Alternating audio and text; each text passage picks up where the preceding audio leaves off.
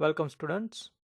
Today we will learn the most basic yet an important concept before delving at much deeper level into the algebra. Mathematics has grown from primitive arithmetic and geometry into a vast body of knowledge. Mathematics is so powerful that it has helped to propel rockets, launching satellites, and reaching to planet Mars. Today's mathematics is helping us to solve difficult scientific challenges as well as helping us to develop technologies that can help millions of people around the globe. Considering that as our source of inspiration, let's begin our talk. Today we will learn about methods of defining a set, real numbers, number line, absolute value, intersection and union, prime numbers, fractions, GCF, LCM, equality and inequality in mathematics. There are three methods of defining a set. First method is the verbal method. In this method, we use a sentence to define a set. For example, let x be the set of integers between 4 and 9. The second method is the roster method. In this method, we list the elements between the braces. For example, 5, 6, 7, 8. And the third method is the set builder method. This method is the combination of verbal and roster method. For example, this reads as the set of elements x such that 4 less than x less than 9. Now how can we show a membership of a set? This symbol is used to describe the membership of a set. For example, set A equals to 1, 2, 3, 4, 5. Here digit 5 is an element of set A. You can use this symbol to denote that an element does not belong to a particular set. For example, in set A, 7 does not belong to A. This reads as 7 is not an element of set A. Now let's understand the definition of a set. A set is a collection of elements grouped within braces. Now let me introduce the sets of real number system. The set of natural numbers is denoted using letter n. N equals to 1, 2, 3, 4, 5 and it goes up to positive infinity. The set of whole numbers is denoted using letter W. W equals to 0, 1, 2, 3, 4, 5 and it goes up to positive infinity. The set of integers is denoted using letter Z. Z equals to negative 1 to negative infinity and positive 1 to positive infinity, including number 0. Now let me give you the definition of a subset. A subset is a set consisting of an elements that belong to a given set. For example, given set A equals to 1, 2 and B equals to 1, 2, 3, 4, 5. Determine whether set A is a subset of B or not. Now here we can see that the set B contains all the elements of set A. Therefore, set A is a subset of set B. In mathematical notation, we can write it like this. And it reads as set A is a subset of set B. Now we can also recognize that the set of natural numbers is a subset of set of integers. And set of natural numbers is also a subset of set of whole numbers. Similarly, set of whole numbers is a subset of set of integers. Every set is a subset of itself. Given set A is a subset of A. Now let me introduce a definition of finite set. A finite set is the set whose elements can be listed. For example, set B equals to 1, 2, 3, 4. And let me give you the definition of infinite set. All the elements of an infinite set cannot be listed. Therefore, we use ellipses to indicate the continuation of elements.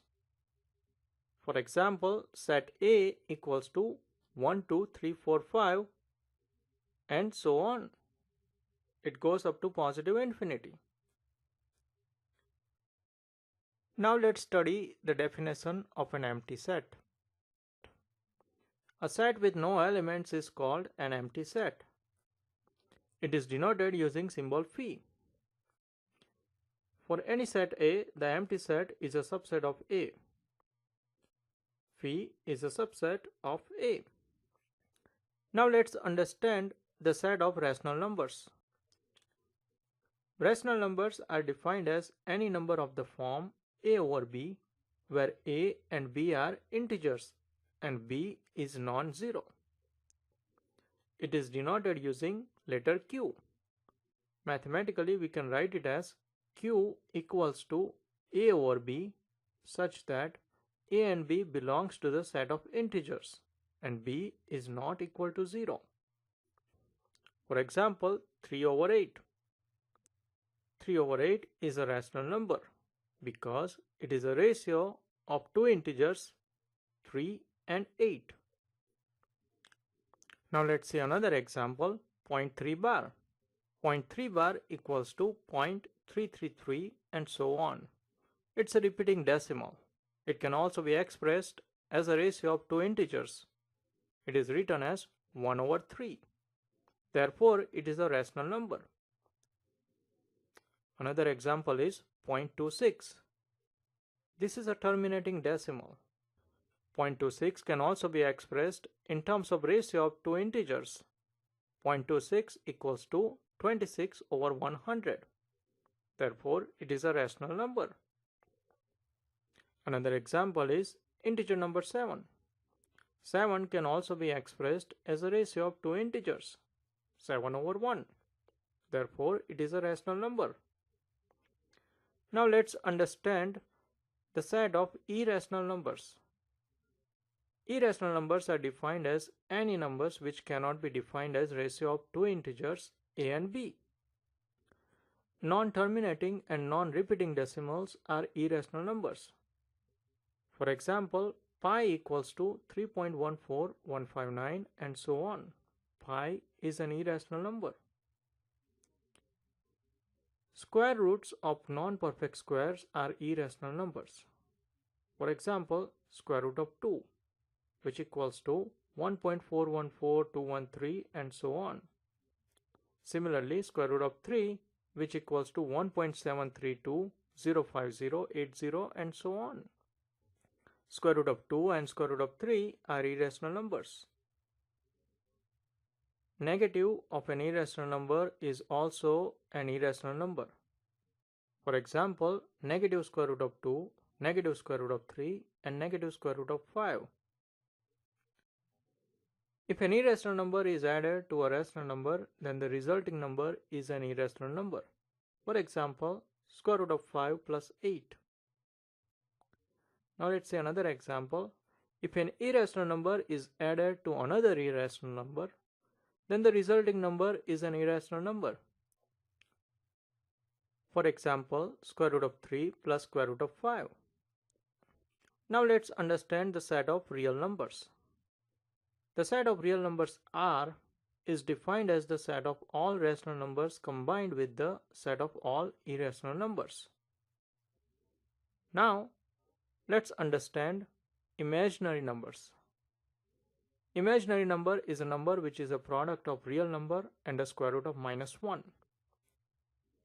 Square root of -1 is expressed using imaginary unit I. For example, 1i equals to square root of -1. Similarly, 2i equals to square root of -2. And also 5i equals to square root of -5. We will learn this topic in much greater detail in later lectures. Now let's understand complex numbers. Complex number includes real number and imaginary number. It is written as a plus bi. Here a is the real part and b is the imaginary part. For example, 2 plus 5i. Here 2 is the real part and 5 is the imaginary part. Similarly, 7 minus 9i. 7 is the real part and minus 9 is the imaginary part. Now let's summarize the real number system. First we have a set of natural numbers which equals to 1, 2, 3, 4, 5 and goes up to positive infinity. Then we have set of whole numbers which is nothing but the set of natural numbers including a number 0. Then we have set of integers which equals to the positive numbers from positive 1 to positive infinity and negative numbers from negative 1 to negative infinity and number 0. Then we have set of rational numbers which is a ratio of two integers. And then we have the set of irrational numbers. Now that we have learned few basic concepts, let's check our knowledge. Tell me whether above statement is true or false. As we have learned before, the set of natural numbers is a subset of set of whole numbers. And set of whole numbers is a subset of set of integers. And set of integers is also a subset of set of real numbers. Therefore, this is a true statement. Now let's check this statement. Pi is a rational number. Is it true or false? As we have learned previously, pi is an irrational number. Therefore, this is a false statement. Let's see the next question. 4 plus 0i is a complex number. Is this a true or false statement? A complex number is made of the real part and an imaginary part. Here 4 is the real part and 0 is the imaginary part. Therefore, 4 plus 0i is a complex number. Therefore, this is a true statement. Now let's do one more practice test. Classify below numbers according to set. 15, 0.3 and square root of 7. Number 15 is a natural number. It is also a whole number and an integer. 15 can also be expressed as a ratio of two integers. Therefore, it is also a rational number. Since 15 is a rational number, it is not an irrational number. And 15 is a real number because set of rational number is a subset of set of real numbers. Now let's do the second example, 0.3. 0.3 is not a natural number. It is not a whole number and it is not an integer. 0.3 is a terminating decimal. 0.3 equals to 3 over 10. Therefore, it is a rational number. Since 0.3 is a rational number, it is not an irrational number. 0.3 is a real number because set of rational number is a subset of set of real numbers. Now let's do the last example, square root of 7.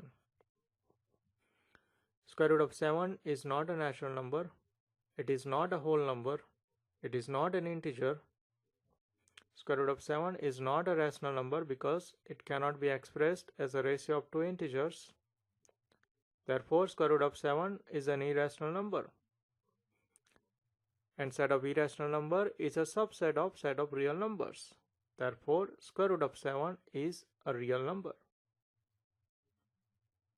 And that concludes our test.